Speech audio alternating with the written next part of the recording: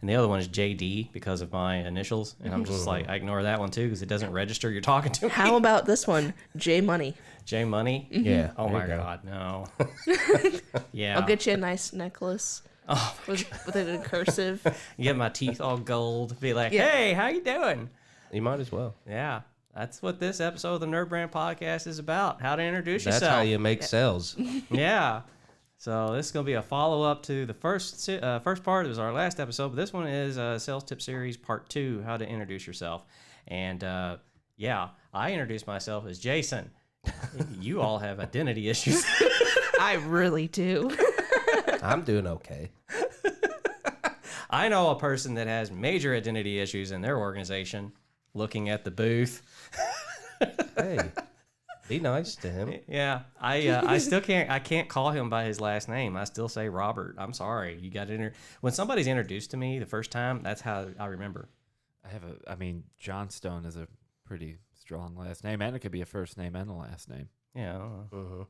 John. Or even a middle name. But yes, we have a lot of Robs and a lot of similar last names, and it is an issue. Yeah. I wanted to call our company Rob Cubed at one point, or just R Cubed. Oh, yeah. Uh-huh.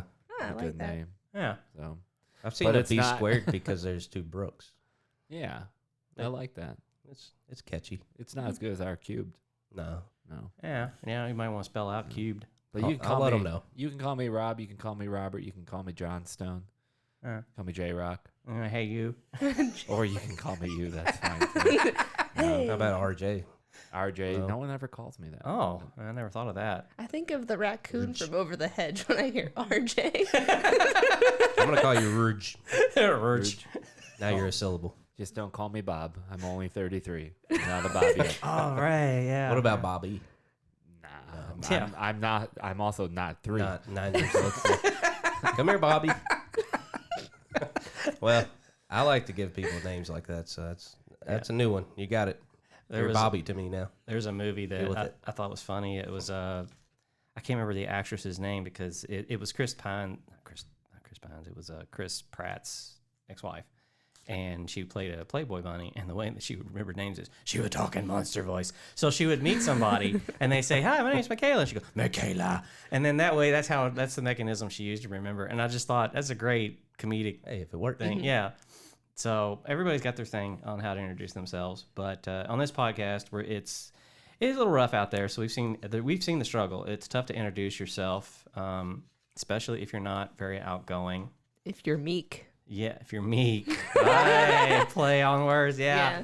Yeah. I went when going to the it was a 505 event we were at, wasn't it? Yes, it was the one by Kroger. Yeah. We really didn't get a lot of opportunity to move around the room, so we didn't really have that problem. I know that sounds very braggy or humble brag or whatever, but I was very surprised at the amount of people that wanted to come up to us. That's what I was going to say. Well, as soon as we walked in the door, people were just like, oh, we heard so much about it. The nerds are here. Like that. It just... I know, and it kind of helped because Michaela and I are a little bit introverted in some ways, and then because I got to psych myself up, Yeah. you know. I mean, I'm not in the parking I still lot. haven't gotten there yet. No. I haven't figured out how to psych myself out of my house. So. Yeah, you're the most sedated nerd. I'm like a Jekyll and Hyde. Like, I guess Jekyll is the extrovert in me. Or, I don't know. Yeah, Jekyll would be the extrovert in me. Hyde is the introvert in me, I Do guess. you have control over it?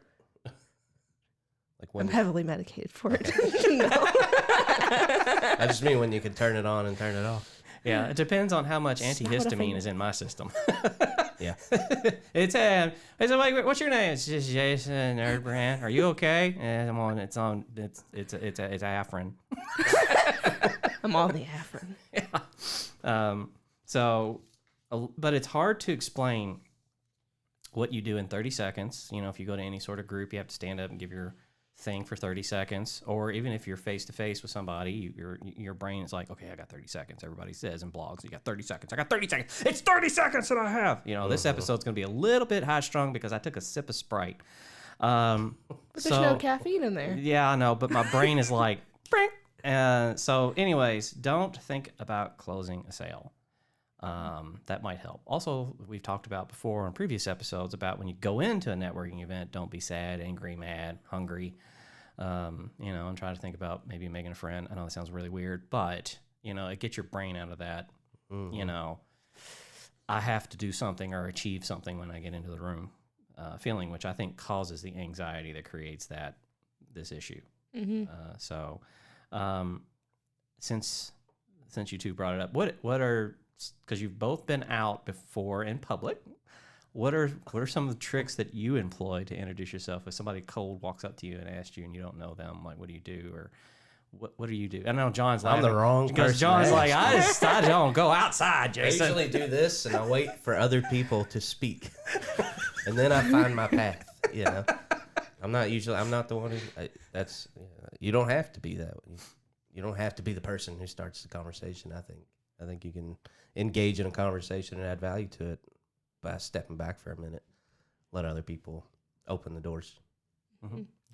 I feel like it deals with a lot of nonverbals at first. It's like that scene in the movie whenever you lock eyes, and then you just start talking. Yeah. You introduce yourself, and a lot of the times they'll ask me what I'm doing first and explain, I work with NerdBrand, I'm the account associate, blah, yada, yada, yada. And then I'll return the favor and be like, what do you do? Yeah. I, back, was it 6 months ago, the Chamber St. Matthews had their expo, and Mitch would man the booth, and then I did the rounds, and that's kind of how I met Therese. It was the funniest thing, because when I was walking around, it's like trying to go up to talk to people. It's like, how do I do this? How do I introduce myself? Because I'm literally wearing I think I was wearing a polo with our logo on it. Pretty sure I was. But still, people do ask immediately, what is that? Because they catch it. But if they don't, it's like I have this hard time of walking up to a booth because I feel like they're working and I'm the last thing they need to see or talk to, right? Right, yeah. But in an expo like that, it's like sort of, I feel like the back. Welcomed. Yeah. So I was walking around and this lady was like from me to Michaela, and she just points directly like this, but she wasn't met. It's just timing. I had walked into the line of sight of her where her finger was pointing, and then Therese was about where you are, John, and she and I locked eyes, and we had that moment.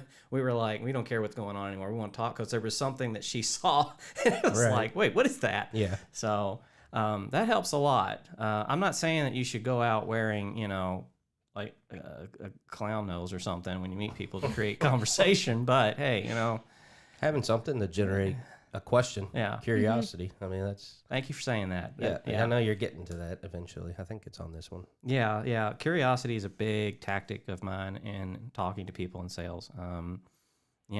It's if the person doesn't have any curiosity about what you do, who you are, you don't really have a sale. You don't really have anything. You don't have anywhere to go. I know there's a lot of people. I put it on Twitter, like, you can't work up from a no. And there's people like, well, yeah, you can. I'm like, no, now you're arguing with that person into your service. Right. I'd rather. They might say yes eventually. Yeah. But is that really what you want? Yeah. How long did it take you to get there? How much customer cost per acquisition went up because of that? Yeah. Like, what did you have to do to get them into the yes, to convince them that much? It's like, I'd rather start with a, maybe, than no. So anyways, how can we do this without sounding like a sales pitch all the time? Well, you don't know their problem, so Curiosity. Thank you. Leading with a pitch to fix the problem's not wise. You just met me. We just had it's really kind of funny. I think we had a conversation just earlier with our Robert about somebody approaching and just kind of like, you don't know me. We ain't doing this. So just say the company name and what you do, then shh, and take the cues and wait for them to share next. And that's the second on the list. That's what you just said, John. Give them room to talk. I think you said it too. It's like turn it back to them. I've always heard the easiest way to start a conversation or build a new relationship is to genuinely show interest in that other person, because people do they'll talk about themselves, and eventually, more than likely, with most people, you'll land on some shared interest that can spark that conversation that turns organic. How critical is that for the relationship to kick off for the two of you and your opinions? Because I wrote, like, whatever you do, you're setting up the experience. John, you've talked about that before with us. And what is your all's feeling on that? Like, how critical is it to get on the right foot at the start, even before the sale? Very. I think it's the most critical thing, definitely, to make the sale, but also you move past that into account services. There's got to be some kind of alignment, personality, philosophy, willingness to listen to each other, that type of thing that it's not present with everybody. And I think we've been very selective, but also fortunate in who's walked through the door for us. But we've also had those situations where it wasn't really a fit. It didn't go the way we would like it to, and that those clients churn. You know, they're out within a few months. Doesn't happen often because I think we're so tight knit. I can see why that would be difficult as an organization grows. Yeah. The more people in it, it's hard to watch for those flags. Kayla, you look like you were going to say something. I was just going to say, one of our newer clients that I got the pleasure of working with, it's just he's very good at articulating, and that definitely makes it easier as we progress more with the services that he's wanting from us too.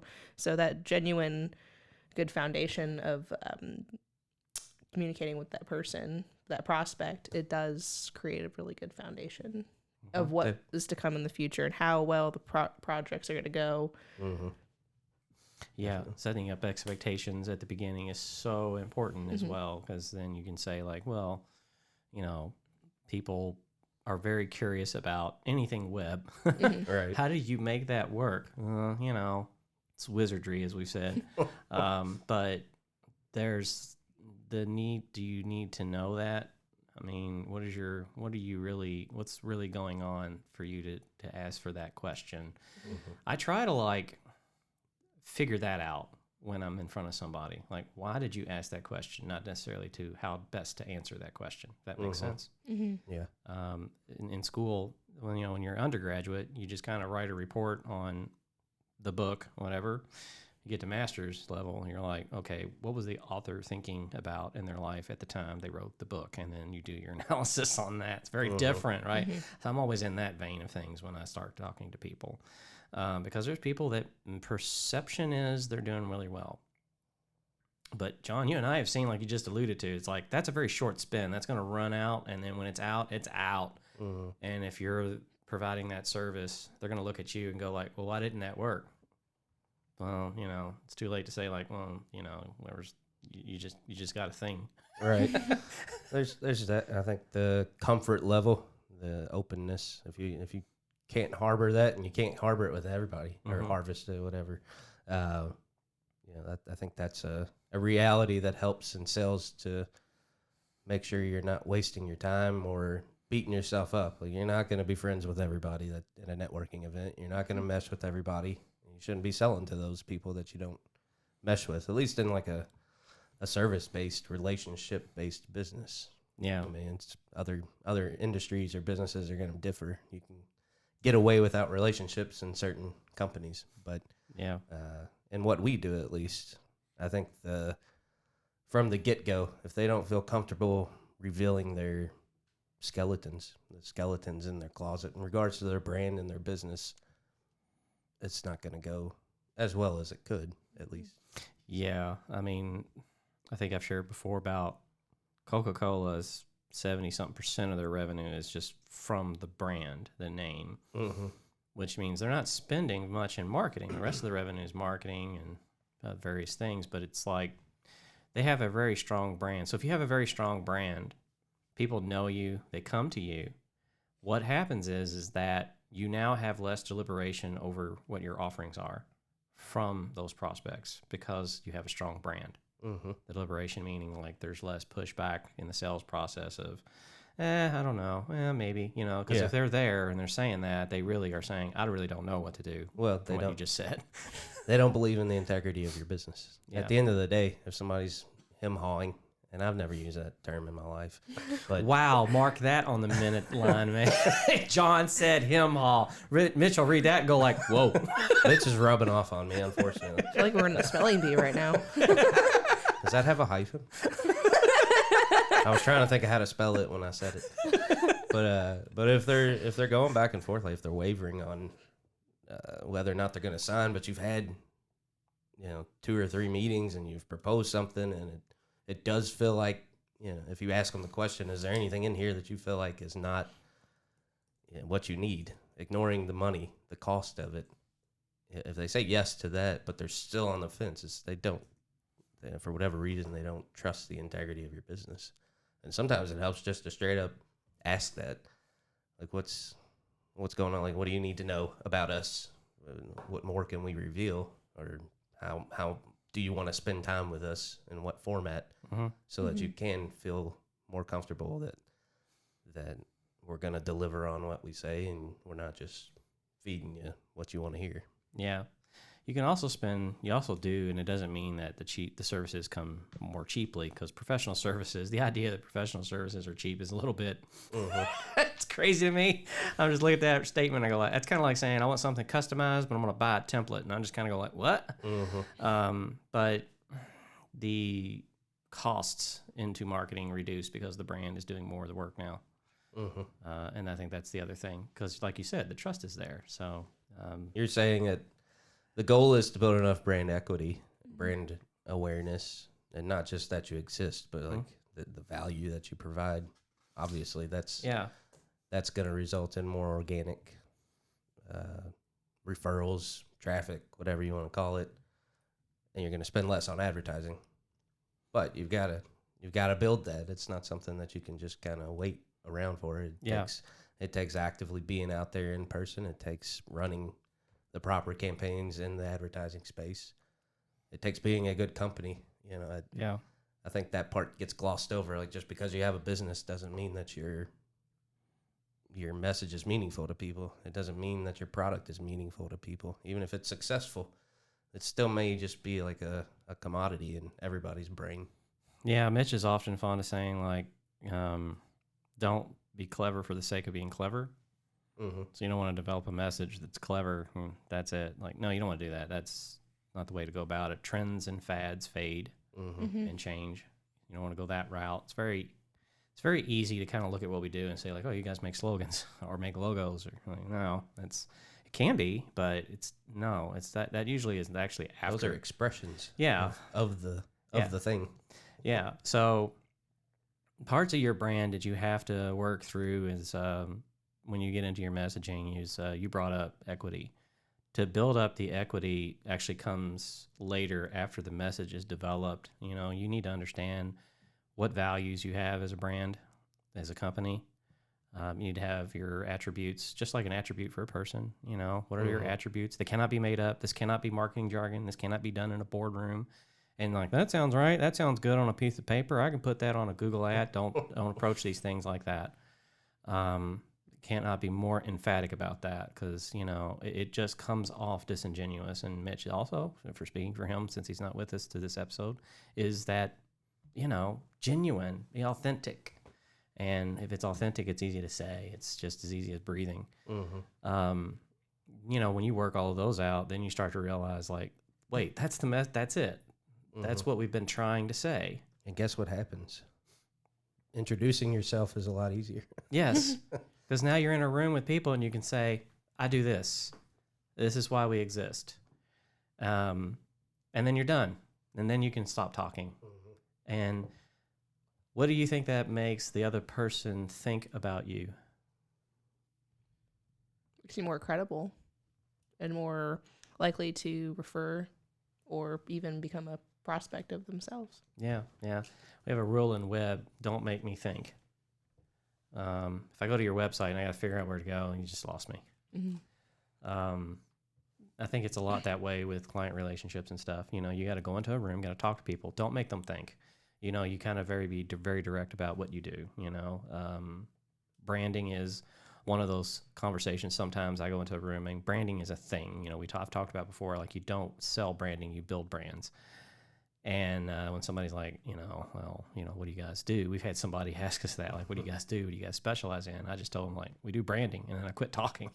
And the room got awkward because I wanted it to be. Because it was a question for me to see, like, do you understand branding? Do you understand what this is, what we do, versus marketing or any other services that you might get that you want to help sell product? It's very critical for the client, or the prospect rather, to understand at least what we do before we continue too far. Otherwise, they're going to feel like they got gypped. Yeah, or they're going to frame the conversation in a way that they're familiar with, and you're going to end up talking like a marketing agency instead of getting to what we actually do. Yeah. If you're out there and you're trying to do sales and they say to you, well, that sounds a lot like done. Yeah. No, it's not. You cannot fit something old into something new. So no, you need to walk away from that. That's just my advice, in my opinion. No, I don't know. A lot of people are like, well, Jason, you don't really try very hard on sales. It's because I don't focus on sales. Surprise! There's that. And even if you are, you want to go to the people who are ready and willing to buy, not the people who are adamant about, well, I don't need that, or I've tried that before, or this or that. Not to say that you can't make something of those if you have the time, but in terms of, like you said, we all have very limited time. You can't spend all your efforts talking to people who are not interested. Yeah, it's wasting your time in there. Yeah. And there's also the vibe of, we said before, talking to people that you always want to try to look at the person that you're talking to and not consider them as the sale or the conversion or the potential customer. It's people that they may know. So it is a very blurry line. Last episode I talked about, there was a lot of this activity and meetings happening that kind of led to like, hey, how you doing? What's up? Whatever. Have a coffee. All right, later. What had happened in that meeting? We don't really know. If you have that feeling, then you need to stop, because you're not really thinking through about this person, if they're a fit. If you're both a fit for each other, if there's anybody you can refer them to or connect with them to someone else. I mean, you have to think about it beyond your own organization when you decide whether or not you're going to take a meeting with somebody. I've had email exchanges with folks that I can tell they want to sell me a service, and I've been very adamant in saying, like, I appreciate it, but I don't need it. Right. But then they end up asking me about us, and I'm do that to spark some curiosity, and then all of a sudden something else comes up, and then I continue that, and then I use that as a lead to whether or not I decide maybe we need to be do a face-to-face or Zoom. Right. Yeah. There needs to be a qualification in every interaction you have, not for a cold purpose or to be unfriendly. I'm not saying that. It's just you brought up your time. You got 2 kids. You probably want to spend a lot of time with them, watching them grow up. Yeah. I want Michaela and I want to watch her. Yeah, I know you talk about selling them. Just joking. No, you all did. You all did. Not me. And that's like, you want to borrow maybe them? Edit that out, because I believe that's a very, very much a felony. Not true. A lot of parents. It's like I said before. A lot of parents, everybody's thought of it. Yeah, everybody's thought of it. I went to the last networking event I went to. It was like, Would You Rather was being played, and they're like, would you rather? And I picked being able to fly instead of being invisible. And the guy that has kids next to me, he's like, you don't have kids, do you? I'm like, no, I don't. He's like, yeah, because you'd pick invisible. Right. But, for Michaela and I, we just want to watch our shows. Yep. I just kind of want to go home and just like, all right, another Moon Knight episode drop and watch that. Me too. Yeah. Oh, do you? Yeah. What are you watching now? Gotham. Are you really? You're going well. I'm very early in it. Yeah. I like it. It hooked me. Have you seen the Batman?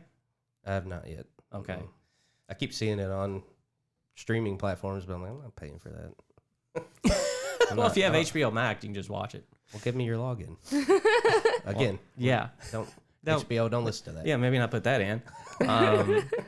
But yeah, I mean, it's definitely worth a watch. We may dive into it a little bit in a future episode with, we have a guest coming up on the show, Matthew Thomas from Action Coach.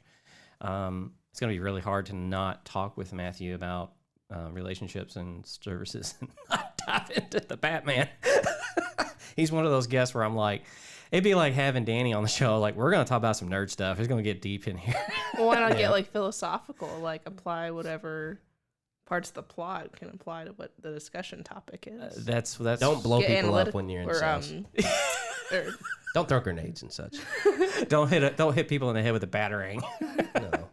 Actually, yeah, that was sort of the vibe of the show years and years ago, was to weave in, because branding in the nerd culture, hence the name NerdBrand. And it was like, how do we take this popular brand that you see, which Batman is a brand, it's part of DC, so it's kind of like, it gets really semantic about sub-brands and all that stuff. And, if Mitch were here, he would pontificate and light up, so we miss him. But, it's like, how does that drive the perception of DC's value for me to go to a movie theater and trust them to give money? Because when Marvel comes out with a film, well, I can say so much not now, but I used to be like, yeah, here's the money, I'm there. I'll pay ahead of time, you know. With DC, I was always like, let's wait till might people tell me whether I should. Yeah, I'm gonna watch the Rotten Tomatoes, and then I'm gonna look at the other score, the Metascore, and then I'm gonna judge whether or not if I'm gonna spend that money to go in the theater and watch that. Which superhero would be the best salesperson? Oh my gosh, or super villain? Yeah, I kind of feel like I don't know, superhero. That's a really good question. I feel like Tony Stark or Iron Man would be. Yeah, I do. Yeah, I agree. Yeah, you can't use Tony though. Well, I guess he is Iron Man. Well, that's the other thing. I was getting ready to ask you. Like, is it their identity or is it the hero? Just the other identity. Yeah. Okay. Yeah. I have rules to this game. I'm making them up as we go. Oh man, we can table it for a new episode. Yeah, we might actually do that. What superhero makes a good salesperson? If you're out there watching and listening to this, you know where to find us on YouTube. Just search for NerdBrand Podcast. You'll find us. Leave an answer. Put it in the comments. Let us know who you think. What superhero? Not their secret identity, but their actual like superhero image, like Iron Man, Batman. Or a villain, you know. You know, I can imagine the Joker selling people. The Riddler. Yeah. Green Goblin. Yeah. Oh. He is a businessman. Yeah. Yeah. Probably Professor X. Just think about it. Yeah. Yeah. Yeah.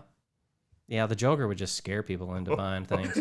The Riddler could confuse people into. Yeah. The Hulk could smash them into buying things. Professor X could just be like, hey, buy this, and then they'd be like, it's mine. I'm buying this. That's cheating. Yeah, mind control. Yeah, it's just like use the Jedi mind trick. He would just do that, like put the tooth like in the newer version of the casting, and he put his fingers on his temple. And they were just like, "Why are you doing that?" He's like, "I just feel like I got to do something." It's like Patrick I just Stewart have to sell this CRM. Buy the CRM, and yeah, everybody would hear CMS. But anyways, you can find us at NerdBrand Agency across all the social media. Comment, like, subscribe, say hello. We also take ideas. I just wrote an idea down during the show, this episode, that may show up as a segment in future episodes. So we may end up diving into doing some segments that are fun, kind of like that. You know, kind of get back into. I do want the show to get back into the nerd, lean into it, not like full blown. We're not here to advertise San Diego Comic-Con, but if you pay us, we will. Yeah, if you pay us, yeah, we're totally there. Yeah, we will try to get back into that because it's an exciting time again because a lot of movies are coming out, a lot of things are happening, a lot of activity. So it's been very dry for the last 2 years. You know, for having a podcast called NerdBrand, it's been a very delicate balance between the audience that's interested in what we do and talking about that, but we've really dropped off the nerd stuff as part of our segment because it used to be the first half of the show was nerd news. Yeah, and then it was branding or whatever. And now it's like, well, we just didn't have anything to talk about. So, which, you know, happened. We all know what happened. We don't need to talk about that. But it's sort of, I'm excited to have it come back. Anyways, make sure to visit us at nerdbrandagency.com/podcast. Subscribe, like, do all the things. I've said that enough. You all know what to do. And remember, keep your nerd brand strong.